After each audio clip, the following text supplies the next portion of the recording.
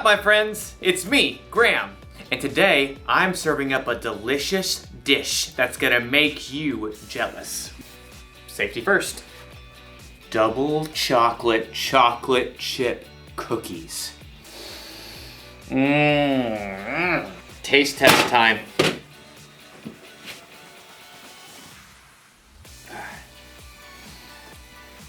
I'm just kidding. I'm not gonna eat these now, they're way too hot. I'm gonna have to wait to enjoy this chewy, gooey deliciousness, which means I'll need patience. Patience is waiting until later for what you want now. It'll be a challenge to wait, but I will do it.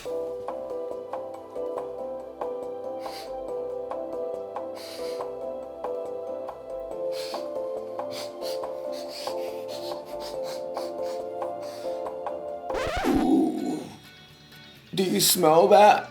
Well, no. You wouldn't. So, let me try and describe the smell for you. Imagine you're walking along a beach made entirely of chocolate. The chocolate ocean is waving nearby. And as you breathe in, the air is a warm chocolate breeze. That's what it feels like to be in the presence of these cookies. Maybe just one bite. No cookies. Oh, I've got to think about something else. Light vegetable oil, mannequin, crock pot, cookies. No! Ah! Time to put these away. There. Now it will be easy to wait.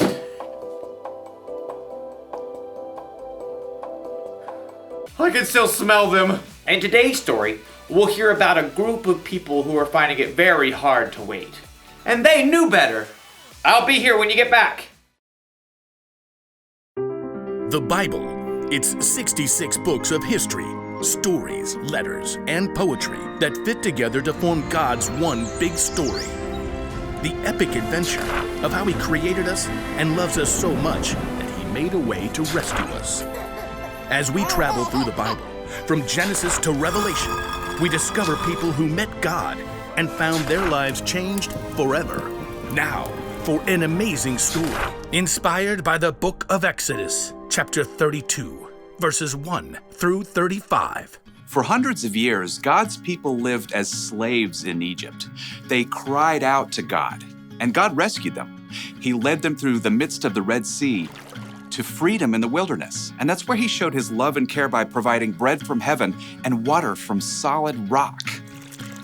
3 months later, God led His people to Mount Sinai, where they camped at the foot of the mountain in the desert.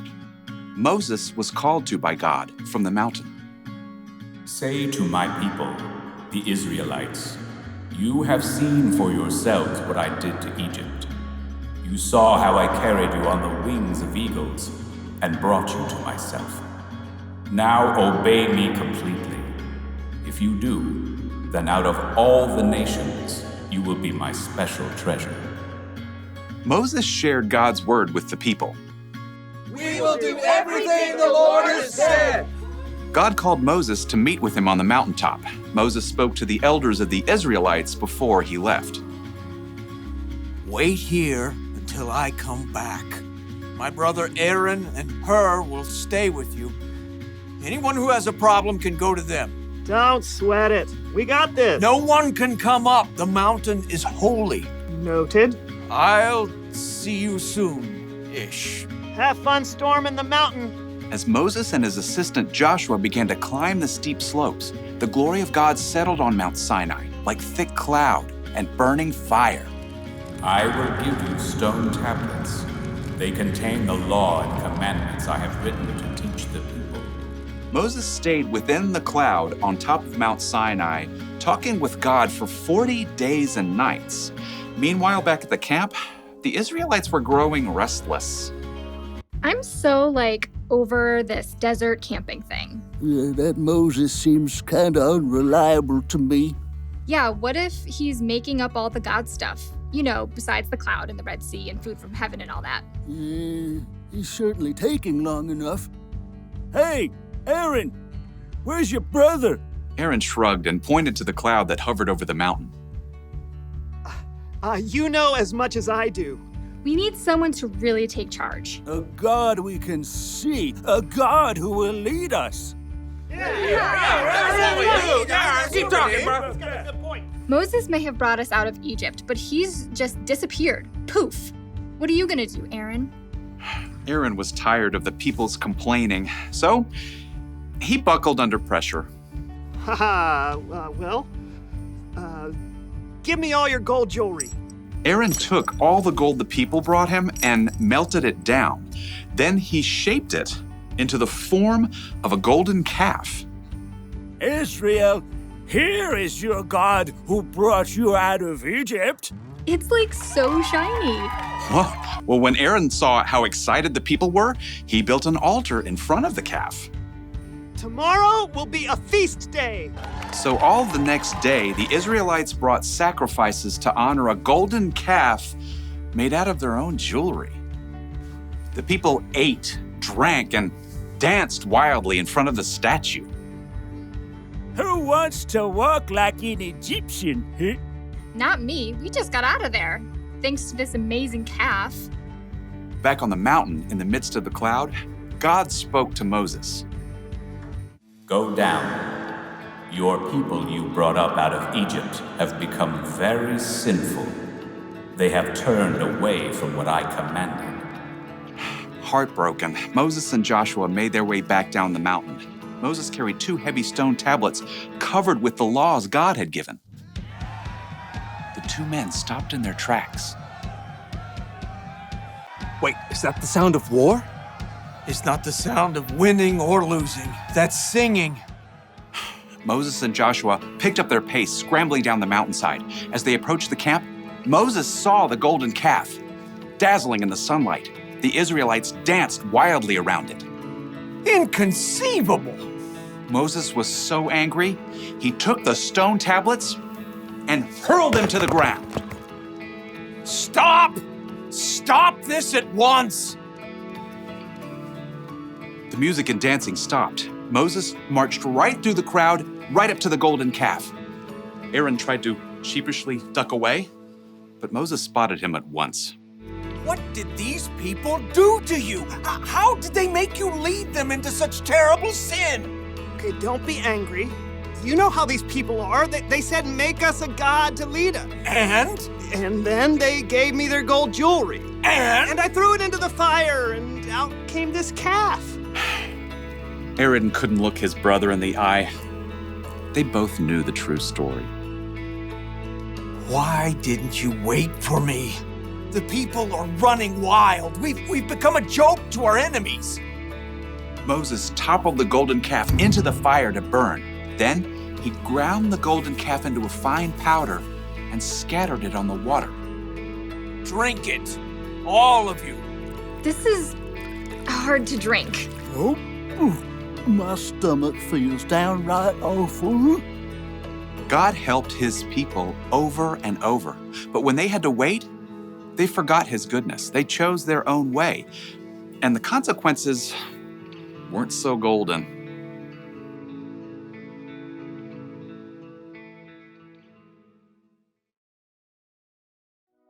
I have a confession to make. I didn't eat the cookies! I had patience! I have another confession to make.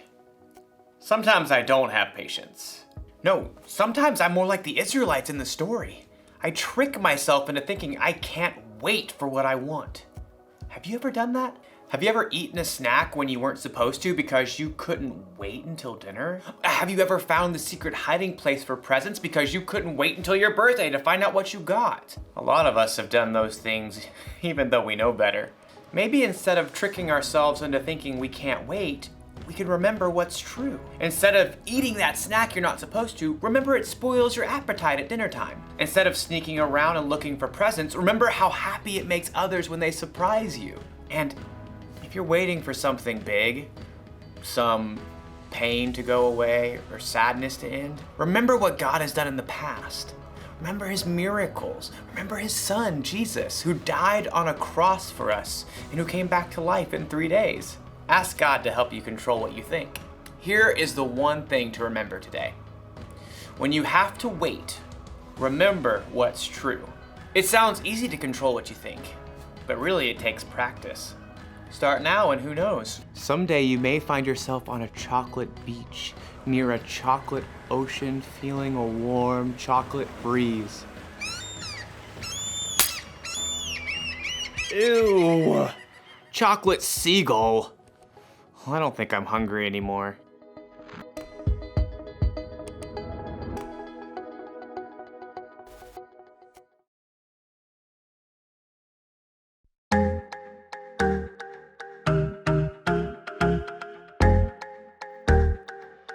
Sometimes it's hard to wait for all the things that I want.